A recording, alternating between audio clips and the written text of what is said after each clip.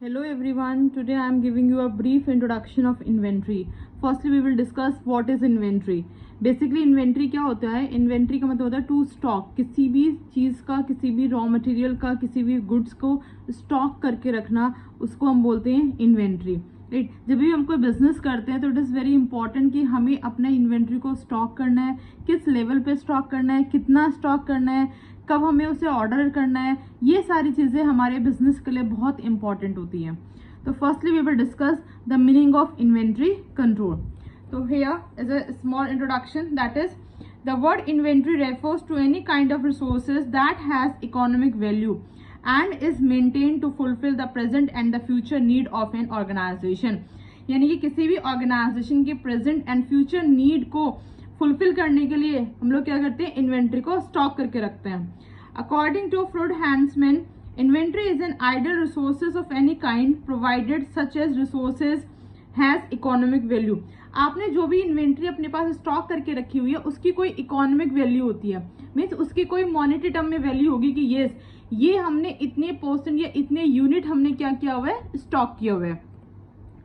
सो resources में be classified into 3 categories. हम लोग इन्वेंट्री को 3 कैटेगरीज में डिवाइड करते हैं. First is raw material, means जब आप कोई बिजनेस कर रहे हो तो आपके पास कोई मतलब कोई रॉ मटेरियल है. सपोज करो you are doing a production का आपका पास बिजनेस है, तो कोई भी रॉ मटेरियल जो रॉ फॉर्म में आपको मटेरियल मिल रहा है. फिर हमारे पास है कि वर्क इन प्रोसेस, उस रॉ मटेरियल पे हमें जो काम करना है किस तरीके से हम उसकी प्रोसेसिंग कर रहे हैं. यानी कि ऐसा तो है नहीं कि आज हमने काम स्टार्ट करा और आज ही हमारा काम फिनिश हो गया, यानी कि आज ही हमारे पास पूरा फिनिश गुड बन के तैयार हो गया. उसमें कई बार होता है जैसे सपोज करो आप कोई फैन बना रहे हैं, तो हम लोग ने क्या किया कि उसमें जो वेल्डिंग का काम है या कुछ भी काम है तो उसको बनाने में आपके अगर 2-3 डेज लग रहे हैं, दैट इज फर्स्ट हमने कहा कि आपका रॉ मटेरियल है. फिर इस पर जो हम वर्क कर रहे हैं that is work in process, तो 2-3 डेज के लिए हमें इसे स्टॉक करके रखना पड़ रहा है. देन जब वो आपका कंप्लीट हो जाता है उसके बाद में हम लोग क्या बनाते हैं, उसकी फिनिश गुड्स बनाते हैं, फिनिश गुड बनता है मीन्स वो. तो ये आपके पास होता है second, that is work in process. Third है आपका फिनिश गुड, यानी कि जब आपका गुड रेडी है टू सेल आउट करने के लिए, मार्केट में ले जाने के लिए जब आपका गुड्स रेडी है, एक प्रॉपरली पूरी फॉर्म में है, उसको हम बोलते हैं आपका finish goods, right. Next is meaning of inventory control. आप इन्वेंट्री को किस तरीके से कंट्रोल कर सकते हो, that is first is item to be stock, यानी कि कौन कौन से आइटम आप स्टॉक कर सकते हो. That is since physical storage of inventory item is expensive, therefore a control is needed to ensure that inventory level remains as low as possible.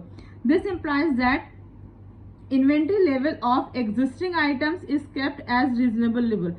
भाई आपने जो भी इन्वेंट्री, अब हमें सबसे बड़ा क्वेश्चन है आपका, दैट इज कि आपको कितना इन्वेंट्री क्या करना है, स्टॉक करना है. कितने इन्वेंट्री, भाई मैं बहुत कम रखूंगी तो भी प्रॉब्लम है, क्योंकि अगर ऑल ऑफ सडन कस्टमर की डिमांड आ गई तो हम लोग उसको फुलफिल नहीं कर पाएंगे, शॉर्टेज हो जाएगी. और अगर बहुत ज्यादा करेंगे तो लाइक सपोज कि आपको उसको स्टोर करने के लिए स्पेस चाहिए है ना, और उसको मेंटेन करने के लिए सपोज करो हमने वहाँ पे गार्डनिंग किया हुआ है, इलेक्ट्रिसिटी आ रही है, ये सारे बिल्स आ रहे हैं उसके, तो यानी कि आप बहुत ज्यादा भी नहीं रख सकते हो, बहुत कम भी नहीं रख सकते हो. तो ये एक बहुत बड़ा क्वेश्चन है कि कितना आपको इन्वेंट्री को स्टॉक करना है, दैट इज. तो inventory level of existing item is kept as reasonable level पे आपका होना चाहिए, that is. Next is unnecessary items are not added to the inventory, यानी कि जो आपको लगता है कि ये रिक्वायर्ड नहीं है या इसकी मेरे बिजनेस में कोई रिक्वायरमेंट नहीं है या इन फ्यूचर भी मैं ये मेरे यूज का नहीं होगा, तो हम क्या करेंगे, उसको आप अपनी इन्वेंट्री में स्टॉक नहीं करेंगे, राइट, ऐड नहीं करेंगे. Next is item which have not been use for long time are removed from the inventory. अगर कुछ ऐसे आइटम्स हैं जो आप यूज ही नहीं कर रहे हो उसको और वो आपकी इन्वेंट्री में से पड़ा हुआ है, तो क्या एक तो आपका स्पेस जा रहा है वहां पे ना, उसको मेंटेन करने के लिए जो एक्सपेंसेस आ रहे हैं वो अलग से आ रहे हैं. तो हमें ऐसे करना है कि आपको जो लॉन्ग टर्म के लिए आप उसको यूज नहीं कर रहे हैं तो हम उसको क्या करते हैं, रिमूव कर देते हैं अपनी इन्वेंट्री से, सो दैट कि आपके पास एक रीजनेबल इन्वेंट्री का स्टॉक बना रहे.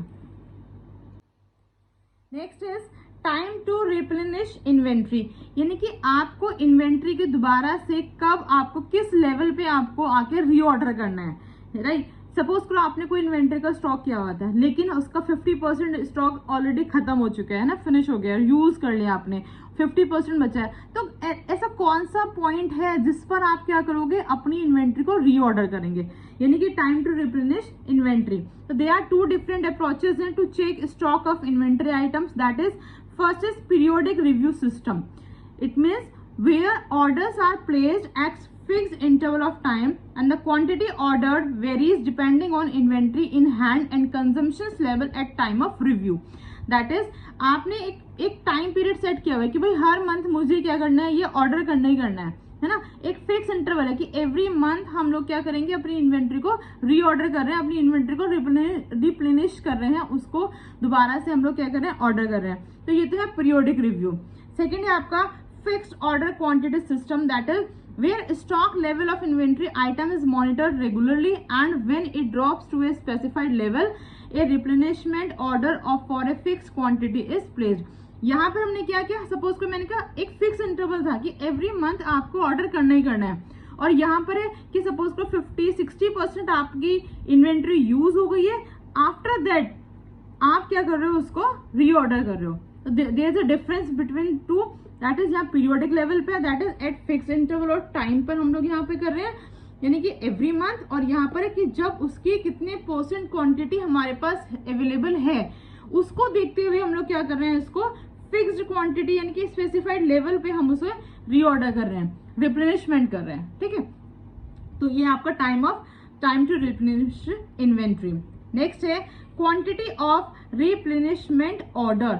अब आपको कितनी क्वांटिटी का ऑर्डर देना है, ये बहुत बड़ा क्वेश्चन है। That is every time an order is placed there are certain cost incurred on account of administration, transportation, inspection etcetera.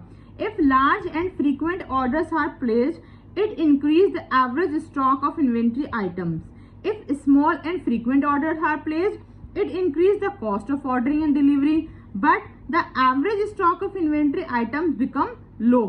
Thus, an optimal inventory control policy is required to minimize the total inventory cost. So the order quantity usually depends on, means कि आपने जो, अगर मैं बहुत large order दे रही हूँ तो भी इसमें प्रॉब्लम है कि हम उसका कितनी फ्रीक्वेंटली ऑर्डर दे रहे हैं या उसे स्टॉक करके कहाँ पर रखेंगे, है ना। उसके लिए प्रॉपर मुझे वेयर हाउसेस चाहिए एंड उसकी वॉच करने के लिए, उसको मेंटेन करने के लिए, उसका सारी चीजें देखने के लिए भी हमें क्या चाहिए, उसमें हमारी कॉस्ट जा रही है। लेकिन अगर मैं छोटे छोटे ऑर्डर दे रही हूँ लेकिन बहुत फ्रीक्वेंटली बेसिस पे दे रहे हैं कि भाई हर महीने हर वीक हम लोग क्या कर रहे हैं, कुछ ना कुछ ऑर्डर कर रहे हैं, तो उसमें भी क्या होगा, उसकी कॉस्ट ऑफ ऑर्डरिंग आ रही है एंड डिलीवरिंग कॉस्ट आपके पास आ रही है। तो मुझे ऐसा देखना कि एक पैटर्न हम लोग बना लेते हैं कि किस पैटर्न पे किस अकॉर्डिंग हमें क्या करना है, अपनी इन्वेंट्री को स्टॉक करना है। That is first is demand pattern. भाई मैंने कहा मंथ में मेरा, सपोज को कोई भी मेरा बिजनेस है, हमने कहा कोई भी हमारा क्लोथिंग का बिजनेस है, तो हमने कहा भाई इतना जीन्स या इतना जो हमारे पास डेनिम है, ये 20-30 डेनिम मेरी पर मंथ या पर वीक हम लोग हमारी यूज हो रही है। तो इसका डिमांड पैटर्न क्या है, उसके अकॉर्डिंग क्या कर रहे हैं, हम उसको रीऑर्डर कर रहे हैं। Next is price of an item, discount option, total budget and warehouse space.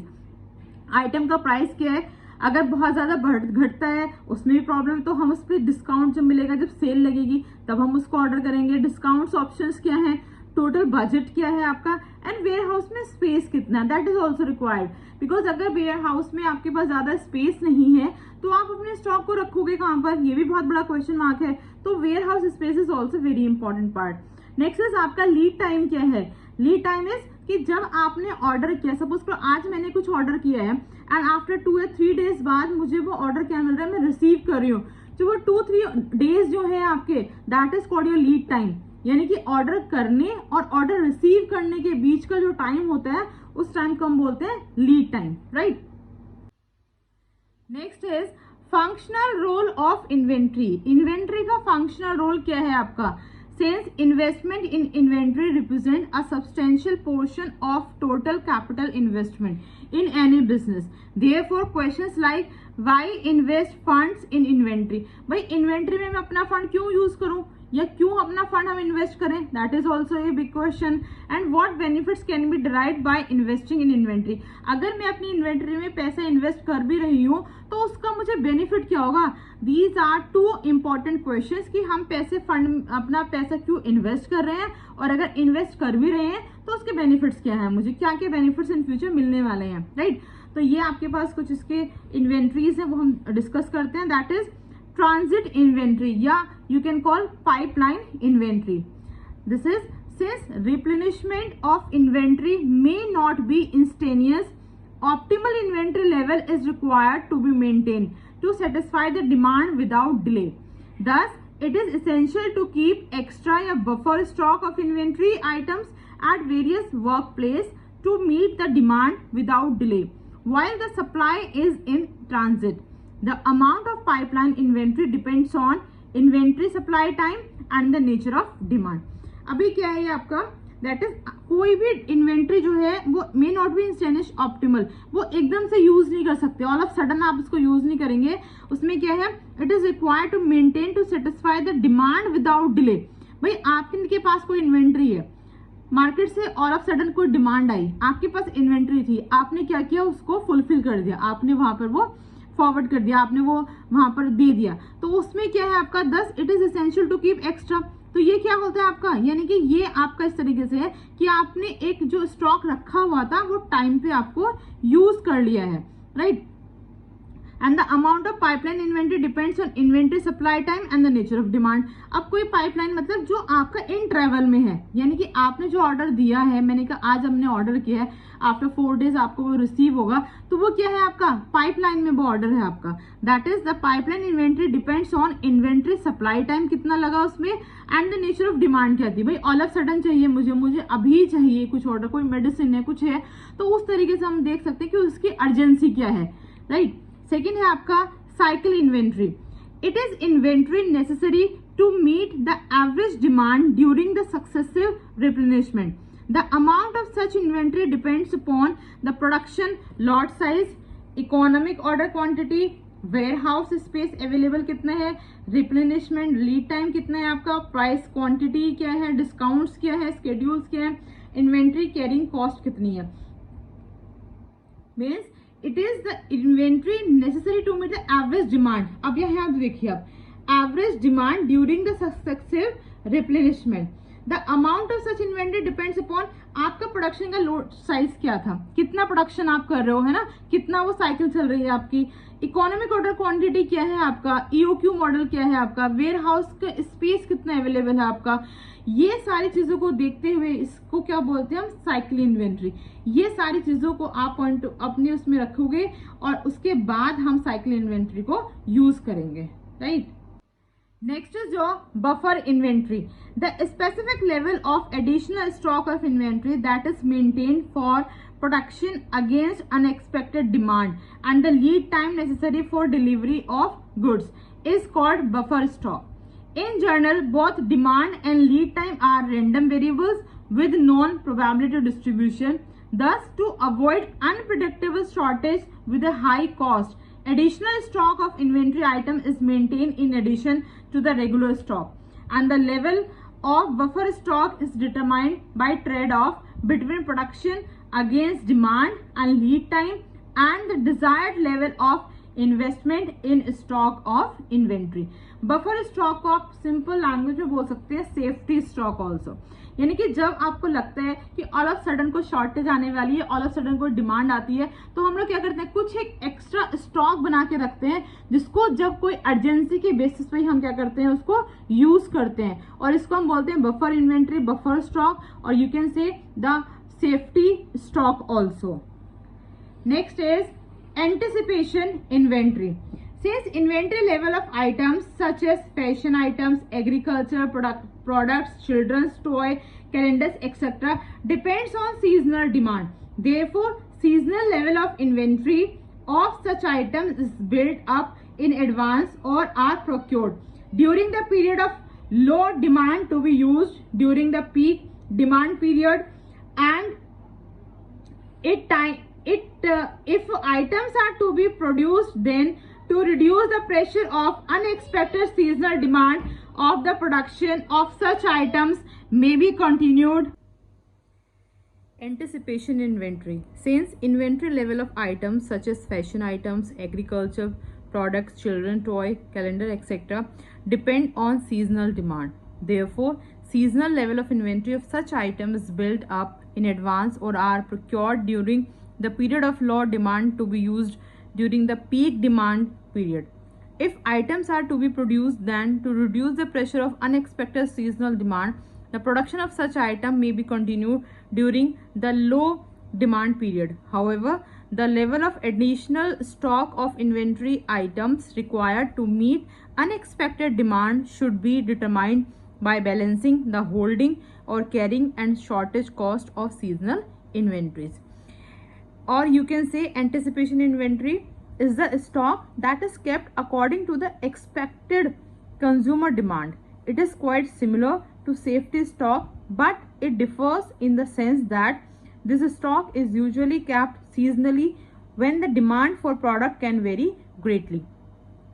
Means that अब आपके पास अनएक्सपेक्टेड सीजनल डिमांड आ गई है, मतलब आपको पता है कि अभी मेरे पास जो डिमांड है वो बहुत कम आ रही है मार्केट से, बट आप उसके अकॉर्डिंग अपनी जो इन्वेंट्री स्टॉक कम नहीं कर सकते हो, क्योंकि ऑल ऑफ सडन कभी भी क्या हो सकता है कि आपकी इन्वेंट्री, आपका जो प्रोडक्ट है उसका डिमांड आपकी इंक्रीज हो सकती है, और ऑल ऑफ सडन अगर इंक्रीज हो गया, प्रोडक्शन आपने कम कर दिया या बिल्कुल बंद कर दिया है, तो उस टाइम पे क्या करोगे, आपकी शॉर्टेज हो जाएगी और शॉर्टेज की रिकवरी हम जल्दी से नहीं कर पाएंगे।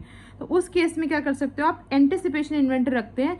जब आपकी सीजनल डिमांड रहती है, देन आपका अगर प्रोडक्शन आपने इंक्रीज कर रखा है बट डिमांड कम है, लेकिन डिमांड यहाँ पर अगर डिमांड ज़्यादा है तो उस हिसाब से भी प्रोडक्शन को आपको अपने पास स्टॉक करके रखना पड़ेगा, ठीक है। That is called anticipation inventory. Next is decouple inventory. If various manufacturing process operate successively, then in the case of breakdown of one or due to any disturbance at some stage, the entire system could be affected. This kind of interdependence adversely affect productivity of any organization. To achieve a certain degree of independence among adjacent stage, an optimum stock level of inventory is created among them.